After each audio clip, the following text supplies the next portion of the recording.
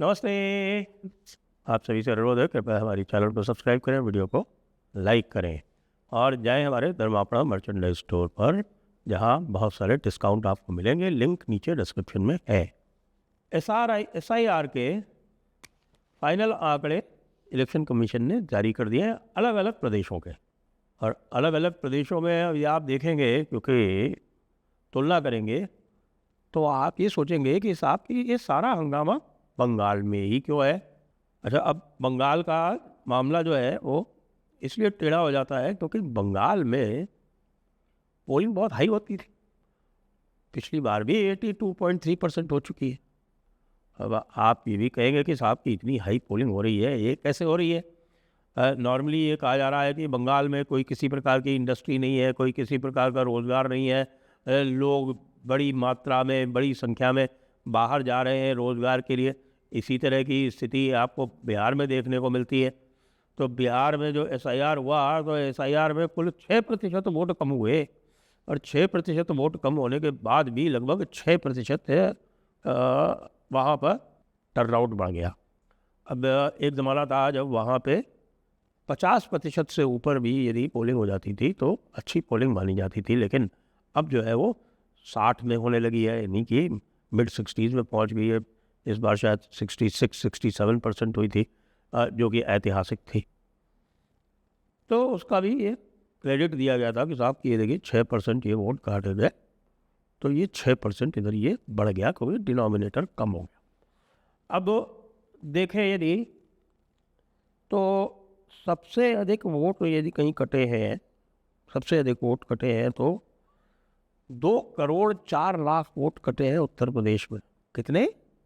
2,04,00,000, जो कि 13.2%। 13.2%।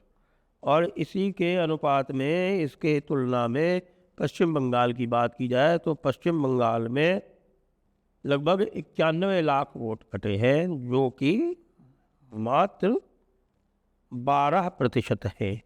12%। तो अब आप ये बताइए कि ये 12% ज़्यादा है या 13.2% ज़्यादा है।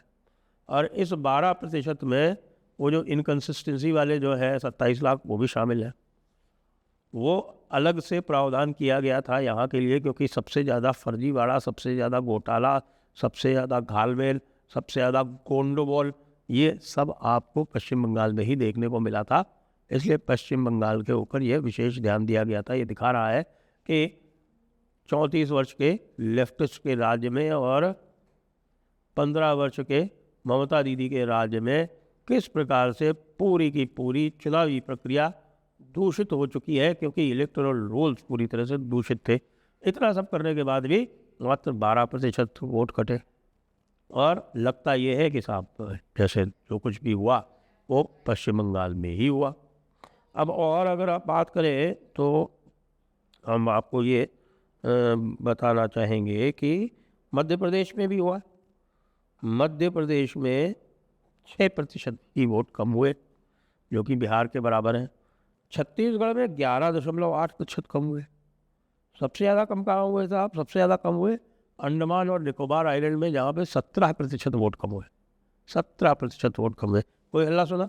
कोई बात सुनी अंडमान निकोबार आइलैंड के बारे में? एक भी आपने कोई कॉलम देखा किसी भी समाचार पत्र में? नहीं देखा।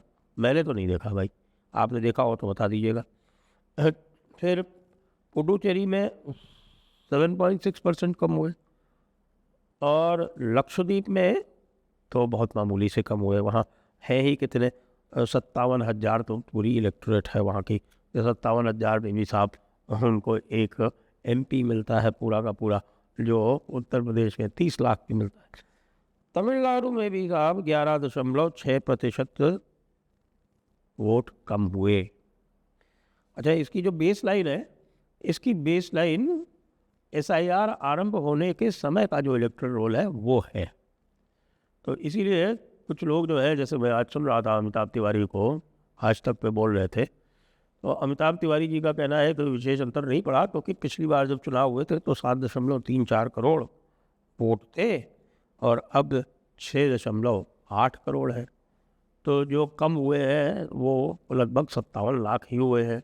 और लोग यदि कह रहे हैं 90 लाख है, तो 90 लाख का जो रेफरेंस पॉइंट है वो 2025 है, यानी मेरे ख्याल से जून 2025 जब SIR पहले आरंभ किया गया था, क्योंकि वो है, तो इसलिए वो उचित नहीं है।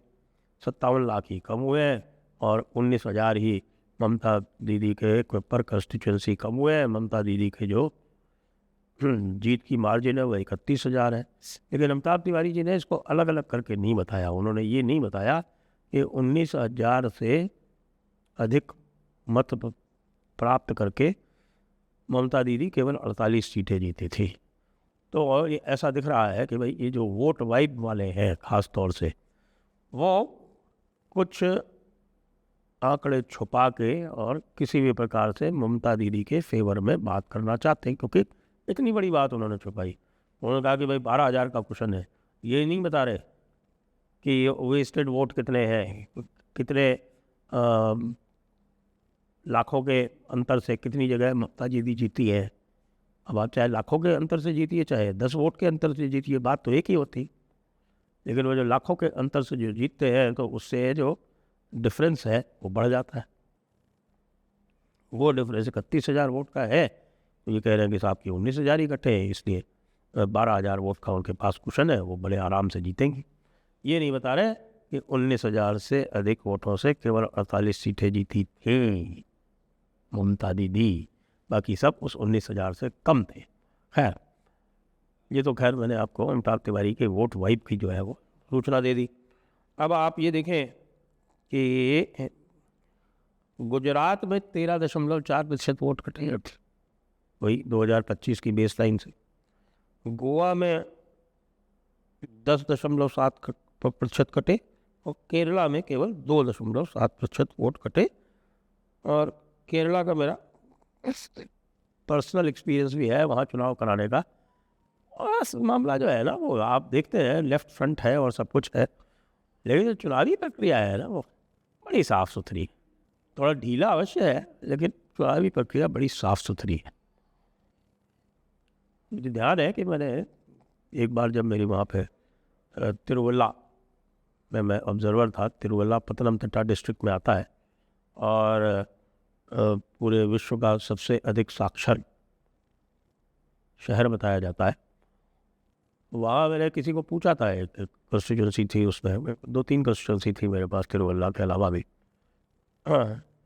आरनमुला थी शायद और एक और थी। तो वहाँ जब मैंने पूछा लोगों से कि भाई आप बताएं कि क्या यहाँ बूथ कैप्चरिंग होती है, तो लोग मेरा मुंह देखने लगे। उनका बूथ कैप्चरिंग ये क्या होता है? मैंने तो ऐसी बात कभी सुनी नहीं और ये देखने में भी आया, एक भी शिकायत ऐसी नहीं आई कि साहब किसी को वोट देने से रोका गया हो, किसी को गलत वोट डाल दिया गया हो किसी का। यहाँ तक कि जो नॉर्मली जो शिकायतें हैं आपको हर बूथ में मिल जाती है टेंडर वोट की, वो भी नहीं आई। तो अब ये आप देख सकते हैं कि ये तुलना मैं क्यों कर रहा हूँ। मैं तुलना इसलिए कर रहा हूँ कि इशू जो है वो बिल्कुल अलग है और वो इशू पश्चिम बंगाल का बिल्कुल अलग है। और वो इशू आप रिलेट करके देखें वहाँ की very very high polling turnout से। हिस्टोरिकली वहाँ पे 80% से ज़्यादा वोट पड़ते रहे और वो 80% से ज़्यादा वोट जो है, यदि आप वहाँ के विज्ञ लोगों से पूछे तो वो वोट जो है वो वोट बूथ छापे से पड़ते हैं, बूथ छापे से पड़ते हैं। और जो लोग आप देख रहे हैं कि जिनके वोट नहीं पड़ते हैं, वो ऐसे लोग हैं जो संभवतः वोट डालना चाहते हैं, उनको वोट डालने नहीं दिया जाता या फिर उनका वोट भी दूसरे लोग डाल देते हैं।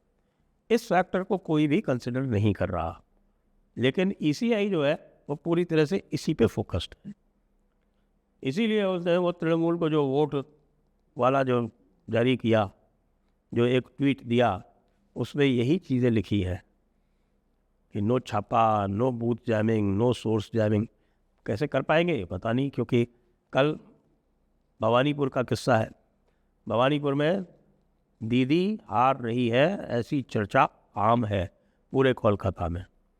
पूरे कोलकाता में यह आम चर्चा है कि भवानीपुर में दीदी हार रही है, क्योंकि यहाँ पे अमिताभ तिवारी के जो कैलकुलेशन है वो पूरी गलत हो जाती है। वहाँ पर जो नॉर्मल चुनाव हुआ था, यानी जो जनरल असेंबली चुनाव हुआ था, बाई इलेक्शन नहीं जिसमें ममता दीदी जीत के आई, जो रेगुलर चुनाव हुआ था, उस रेगुलर चुनाव में 23,000 वोट से या 28,000 वोट से कैंडिडेट जीता था टीएमसी का, और वहाँ 46,000 वोट जो है वो कट चुके हैं। तो यदि अमिताभ तिवारी जी का ये इसमें लिया जाए मापदंड, तब तो भाई दीदी वैसे भी हारनी चाहिए।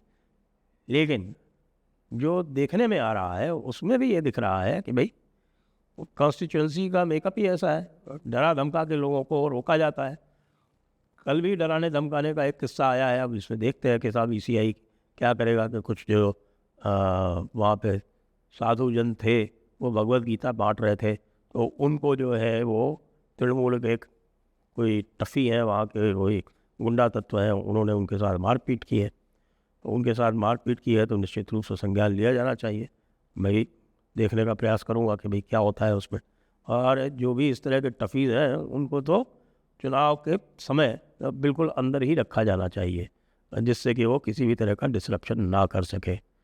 तो ये सब तुलना के बाद में ये स्पष्ट हो जाता है कि पश्चिम बंगाल में जो सारा हल्ला गुल्ला दीदी कर रही हैं वो इसलिए कर रही हैं क्योंकि जो ASDD एब्सेंट, शिफ्टेड, डेड और डुप्लीकेट जिनके नाम कट गए उनके भी वोट ममता दीदी के ही हुआ करते थे। जय हिंद, जय भारत, वंदे मातरम।